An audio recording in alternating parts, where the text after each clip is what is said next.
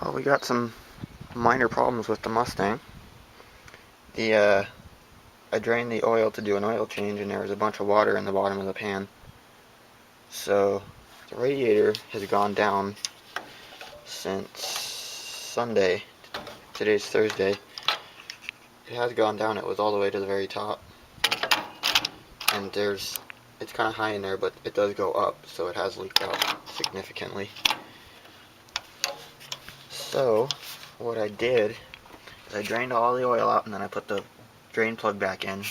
I put a little note on my dash so I don't try to start it, and I'm going to wait until Monday, and then I'm going to open the plug up and see if a bunch of water runs out. If it does, then I'm going to have to replace the head gasket, which on this engine is actually really easy. So that'll just be half a day. Replace the head gasket and it should be good.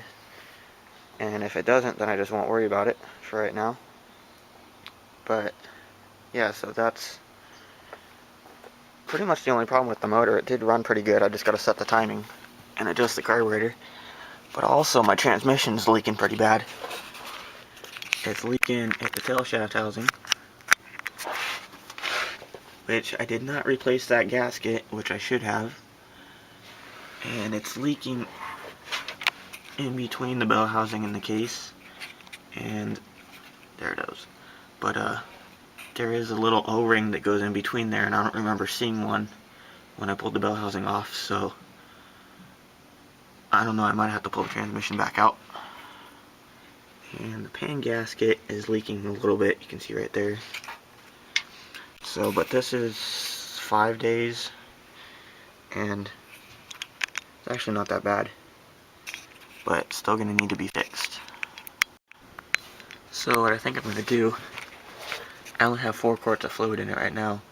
I think I'm going to fill it all the way up and then run it through the gears and see if the seals just need to get wet again and see if it kind of fixes itself. If it does, then I'll just not worry about it because this transmission and motor is getting replaced soon anyway. But yeah, that's that. And then did a few minor things the other day. I put this latch back in, or not the latch, the lock cylinder.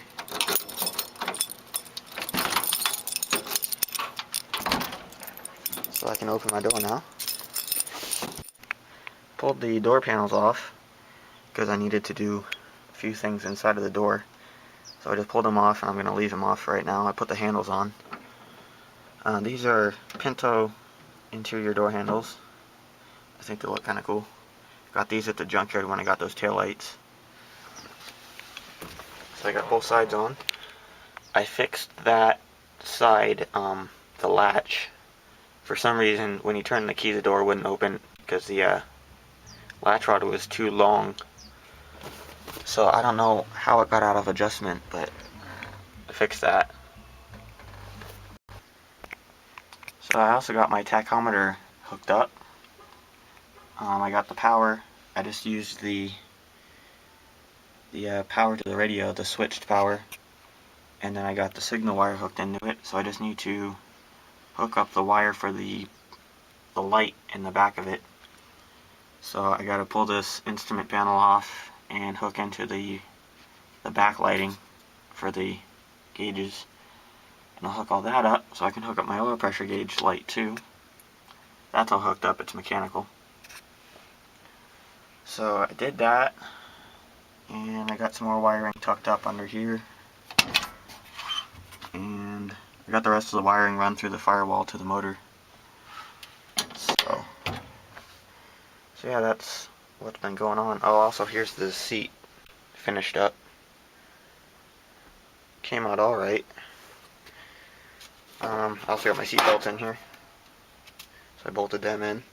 Had to modify these brackets a little bit. They were bent the wrong way. And they would have been bent the right way, but they put the seat belt on backwards. So it had a weird twist in it. So what I did is I put this in my vise and just bent it back flat on all of them. And put them on kind of upside down. So now they line up right. So there's no weird bend, and it's the correct way. But yeah, that's about it for right now. Just a few minor things, and then like I said, fix the motor and the transmission. And so I got like a weekend to work, and then this thing should be able to drive. I need the ball joint boots for the upper control arms. I can get just the boots, but they're kind of expensive, so I'm probably just going to buy all new ball joints and just use the boots out of them. And then I'll put those on, and then I can torque the ball joints down. And then that should be about it.